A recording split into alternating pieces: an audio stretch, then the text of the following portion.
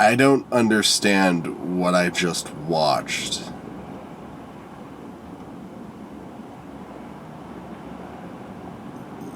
I mean, I understand that it was a Peter Pan prequel, but I don't understand.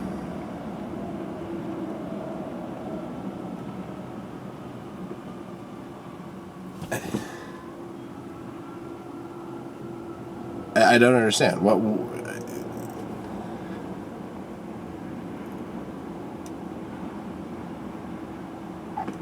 Did nobody watch this movie after it was edited into this?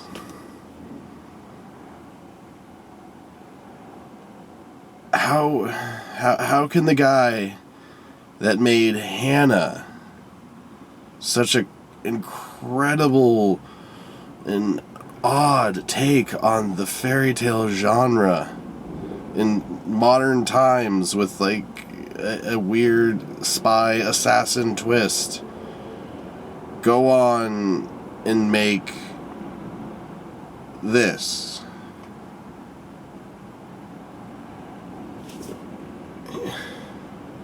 How could anybody ever think that this is a good song to have in a Peter Pan movie?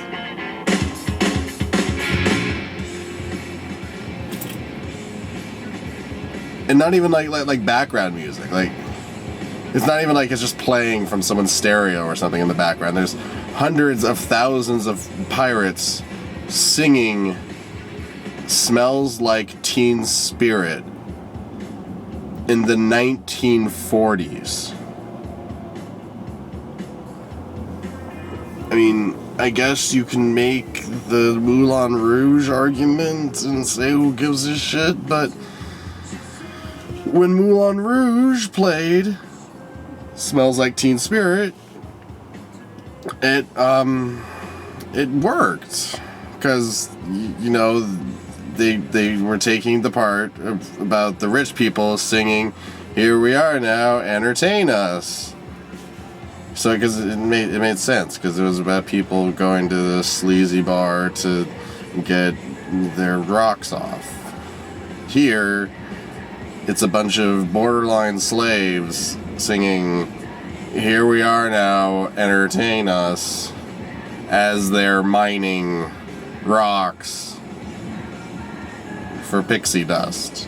And they're slaves. They're there until they die, or maybe get promoted up to being a slaver.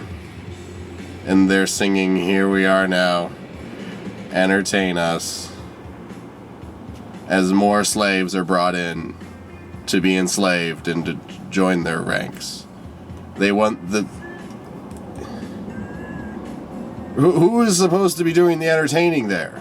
Are the new slaves supposed to entertain the old slaves?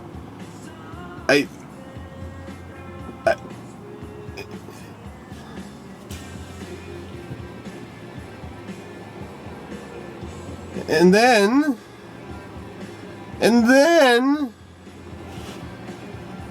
I can just give me a second to prepare the next song, because I don't have this one. In a scene where all these slave pirates are condemning people to death, executing them and whatnot, the song that they play is the song that is loading right now. And remember, this is taking place in World War II.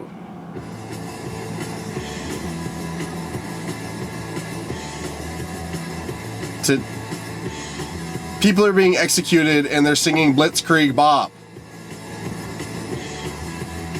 In the 1940s, when the events that inspire Blitzkrieg Bop's name were happening. Probably got DMCA'd for that. Thanks for that, Joe Wright.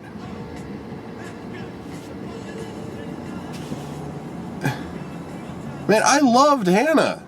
That was one of my favorite movies of that year. What was it, like 2010, 2011? That movie was awesome. I recently saw Pride and Prejudice, and you know what? I surprisingly liked it. It was a pretty good movie. How do you go from those to this?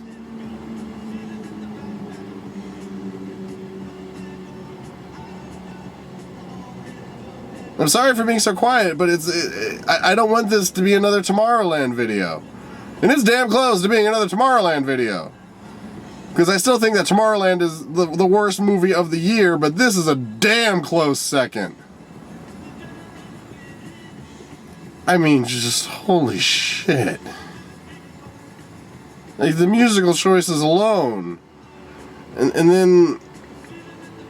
So the movie opens with this narrator justifying this movie's existence to the audience by saying that, well, we know how some stories end, we don't necessarily know how they begin. So, you know, this is like, okay, so this is the story of how Peter Pan and Captain Hook came to be enemies, and how Peter Pan came to be Peter Pan, and all that stuff. Cool, whatever, sure, I'm on board, why not? But, spoilers! Not really, but spoilers! At the end of the movie, not only does Hook still have both of his hands, but he and Peter are still friends, and there's no reason for them to stop being friends. But this is the story that needed to be told in order for us to really understand the story of Peter Pan.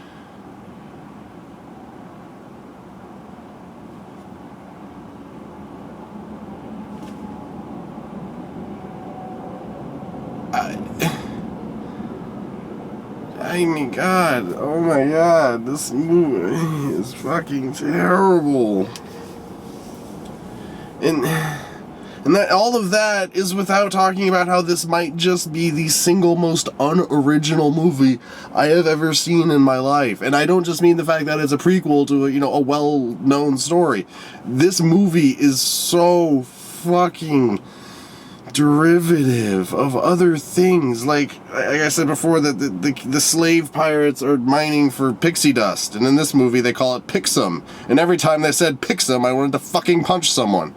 But if you take Avatar and you don't set it on the planet Pandora and you set it in Neverland, you have Pan. Like, unobtainium, Pixum. It's the same shit. And in order to get the majority of the Pixum, the pirates need to take the home. They need to fight off the natives because they know where it is and stuff. It's Avatar. For the story for this movie of Pan, you went to the drawing board and you said, you know what this movie needs? More Avatar. The movie that when they were doing the storyboards for, they're like, you know what we need? We need more Pocahontas. We need more Dancing with Wolves. The movie that said that. You said we need more of in Pan.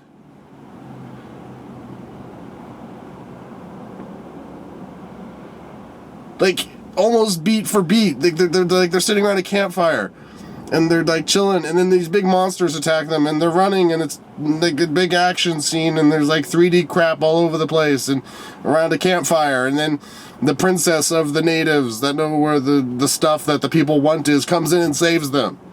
That's Avatar. The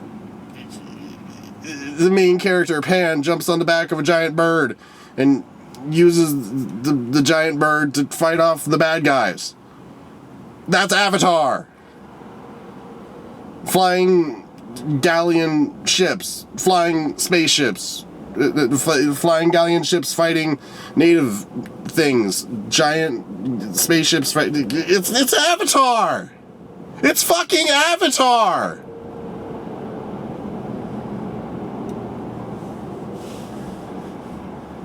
And I want to be, oh my God, and Blackbeard.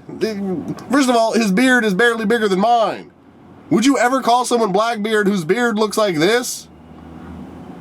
There's gonna be a big old fucking thing. And what he wants, his end goal in this movie is immortality. Somebody saw Pirates of the Caribbean 4, I see. Oh, and guess what? The surprise weapon that Blackbeard has on his main pirate ship in this movie is flamethrowers. I guess someone once again saw Pirates of the Caribbean 4, didn't they?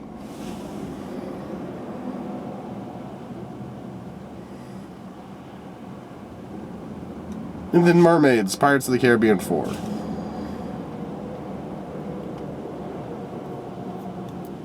Like, this is the movie that's supposed to explain things, right? Like, this is what the opening narrative was, but Hook is just afraid of crocodiles. He doesn't have a hook for a hand, but everybody calls him Hook. Someone's texting me. I don't even know. I'm done. Fuck this movie. Do anything else with your time except see this movie. Just go beat your head into a wall for an hour and you'll be better off.